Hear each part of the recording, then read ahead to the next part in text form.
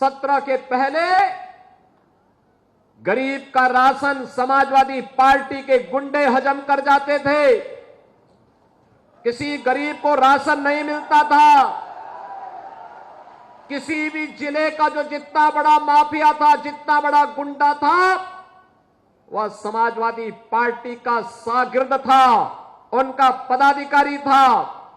वहां पर संगठित अपराध में लिप्त माफिया भी थे, भू माफिया भी थे, पशु माफिया भी थे, वन माफिया भी थे, खनन माफिया भी थे।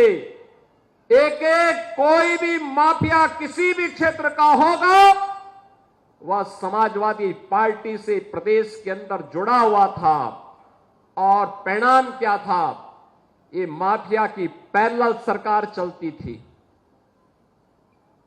बबुआ अपने घर के बाहर नहीं निकलता था।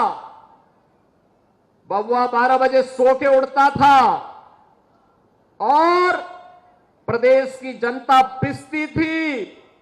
माफिया समानांतर सरकार चला करके अराजकता और गुंडागर्दी का एक और तांडव करते थे। दूसरी तरफ मुस्लिम तुष्टीकरण की हद को पार करते हुए पर्व और त्योहारों में भी इन्होंने किस कदर अराजकता फैलाई थी, किस कदर अराजकता फैलाई थी। होली हो या दीपावली, रक्षाबंधन हो या शिवरात्रि, रामनवमी हो या जन्माष्टमी, इन पर्व और त्योहारों को इन्होंने बैन कर दिया था। यहां तक कि जन्माष्टमी के आयोजन को थाना, पुलिस लाइन और जेलों में इन्होंने रोक लगा दी थी। कहा जन्माष्टमी में भजन मत गाओ, थानों में नहीं होने चाहिए। आयोजनों को इन्होंने रोकने का काम किया था, क्योंकि हरे रामा हरे कृष्णा की धुन कुछ लोगों को पसंद नहीं थी, इसलिए समाजवादी पार्टी इसको बैन करती थी। अयोध्या का दीपोत्सव, अयोध्या के मंदिरों में, अयोध्या के घाटों में जब दीप जलते हैं तो परेशानी दो लोगों को होती है, एक सपा मुखिया को और दूसरा पाकिस्तान को। इन्हीं दो लोगों को परेशानी होती है,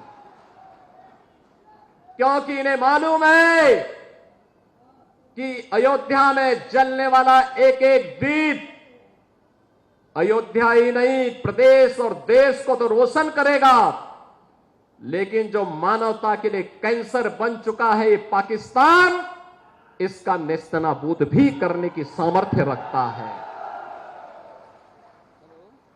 लेकिन परेशानी पाकिस्तान भारत का दुश्मन है उसको तो होती है, लेकिन अपनी हिंदू विरोधी मानसिकता के लिए जाने जाने वाली समाजवादी